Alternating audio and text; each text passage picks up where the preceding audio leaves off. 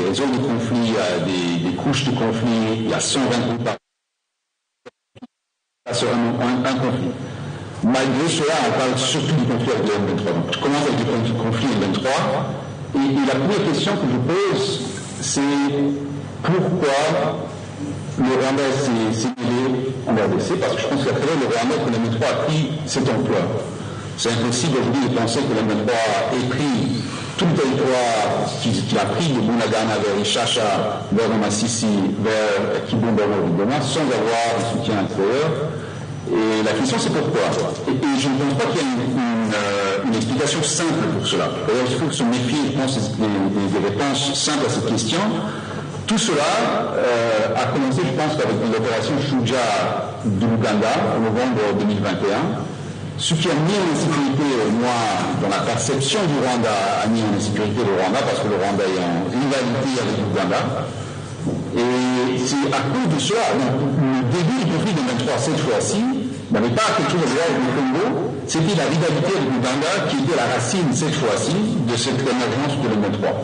Mais c'était la raison au début, ce n'est plus la raison. Je pense qu'ils se sont, vous avez vu les va-et-vient entre Kigali et Kampala, du fils du président ougandais. Je pense que ce conflit existe beaucoup moins, il joue beaucoup moins de rôle. D'ailleurs, l'Ouganda aussi est complice avec M23 aujourd'hui. Donc je pense qu'il est important de creuser davantage pour comprendre les intérêts du Rwanda à l'Est du Congo. Ce n'est pas non plus l'argent, ou seulement l'argent, parce que le Rwanda se faisait beaucoup d'argent à l'Est du Congo sans avoir l'occupation de l'Est du Congo. En 2020, en 2023,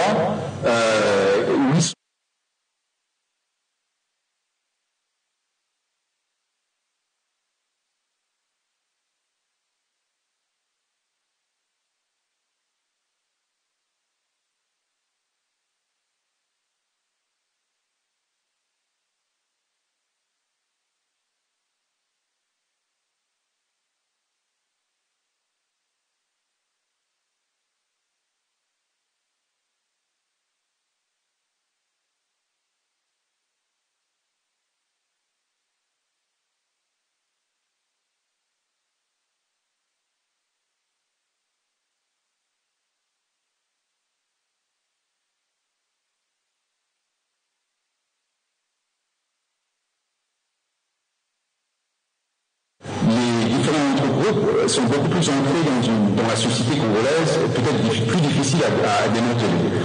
Alors, s'il dépend du temps du Rwanda, pourquoi la communauté internationale qui a dirigé sur le Rwanda ne fait que très peu? Il y a les États-Unis qui ont dénoncé à partir de l'année passée, beaucoup plus tard la France, et jusqu'aujourd'hui, par exemple, l'Angleterre pas.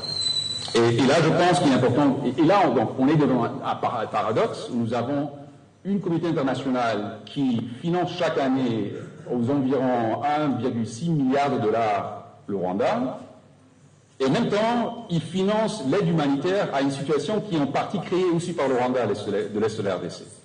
Donc c'est une situation paradoxale. Comment expliquer cela? Je pense qu'on peut beaucoup en parler, mais les intérêts, je pense. L'apathie aussi, l'apathie joue un grand rôle. La RDC n'est pas très important pour beaucoup de ces pays.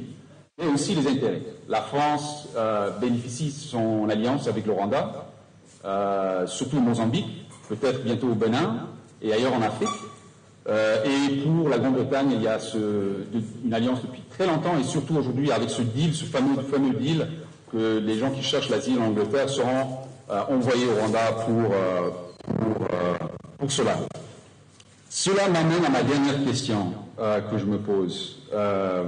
Pourquoi l'RDC, le gouvernement congolais, n'arrive pas à démanteler, pas seulement le M23, et là je rentre à ta question, combien de conflits est-ce qu'il y a à l'Est de la RDC?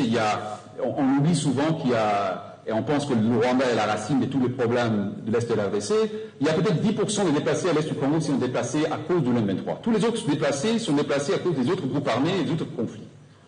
L'M23 n'est ni le groupe armé le plus important en termes de la situation humanitaire, ni le plus meurtrier. Ce titre revient, je pense, que l'ADF ou Codeco.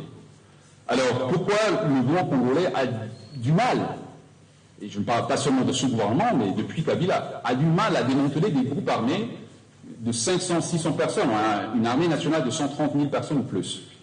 Alors, pourquoi ils ont autant de mal? Je pense que là, le président lui-même a très bien expliqué, quand il était, je pense, qu'au Kasaï, il a dit, à une réponse à une question un peu pareille, il a dit Mboka Kufa. D'ailleurs, il dit Mboka Kufa Kala. Et donc, il y a tout à refaire. Et par rapport à son armée, il dit qu'au sein de lui-même a dit, au sein de l'armée, il y a un mafia au sein de sa propre armée. Donc lui-même constate que son propre État a des problèmes très très graves. Je termine bientôt. Mais je pense qu'il est très très important de comprendre cela, parce que l'acteur le plus important dans le conflit à l'Est du Congo, c'est l'État congolais. Il faut comprendre, il faut pouvoir diagnostiquer exactement les défaillances de l'État congolais pour pouvoir les résoudre. Et je pense qu'il faut constater, et c'est de ça que j'écris beaucoup dans le livre, que le système qui a émergé à travers les 30 années passées de conflit à l'Est de la RDC a créé une bourgeoisie militaire qui s'est investie dans le conflit. C'est-à-dire qu'il y a un État fragile, fragmenté, qui a du mal à faire, mais il y a aussi des gens, un réseau, lui-même a dit une mafia, une bourgeoisie militaire qui s'est investie dans le conflit et pour lequel le conflit est devenu une source de revenus et de profit. Et donc, pour le gouvernement, il y a beaucoup de risques d'essayer de démanteler ces mafias. D'ailleurs, ces mafias ont été ancrées dans l'État à l'époque de la transition, et Kabila a constaté les risques qu'il posait, parce qu'ici, à côté ici, il y avait la guerre à Kinshasa en 2006 contre Bemba. Et donc, la solution pour lui de se sauvegarder son pouvoir à Kinshasa, c'était d'envoyer l'armée loin à l'est, à 1000 km du capital, et de laisser enrichir les différents généraux au sein de l'armée. Donc, c'est un système, c'est une tactique de Mobutu. Mobutu avait commencé après les tentatives soi-disant de coup d'État dans les années 70. Comment Mobutu a géré l'armée? Il fragmente, il fragilise, et il l'envoie très loin du capital. Alors, c'est un peu la même tactique que Kabila a commencé, et qui existe toujours. Donc, il y a là, le conflit à l'Est est très, très, très meurtrière pour la pauvre population de l'Est de la Congo, de l'Est de la RDC, mais ne pose pas une menace sérieuse, ni politique, ni physique pour les dirigeants ici à Kinshasa. Alors, je termine par là. Alors, peut-être plus tard, on peut parler des pistes de solutions. Merci. Très bien. Merci.